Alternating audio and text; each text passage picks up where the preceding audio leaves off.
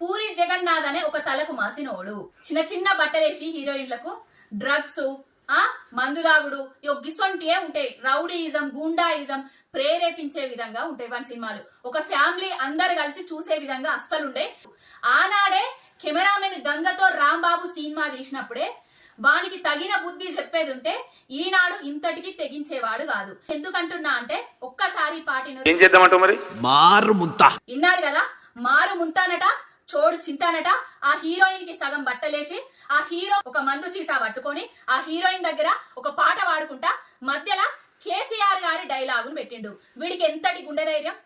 అరే తలకు మాసిన సన్నాసి, కేసీఆర్ గారు ఒక రాష్ట్ర సాధకుడు, తెలంగాణ రాష్ట్రాన్ని తీసుకొచ్చిన నాయకుడు, తెచ్చిన తెలంగాణను దేశంలోనే నెంబర్ 1 స్థానానికి తెచ్చిన కారణ జన్ముడు. ఆయన డైలాగును నీ తాగుబోతు సినిమాలల్లా, నీ తాగుబోతు పాటలు పెట్టి ఏం సందేశం ఇవ్వదలుచుకున్నావు?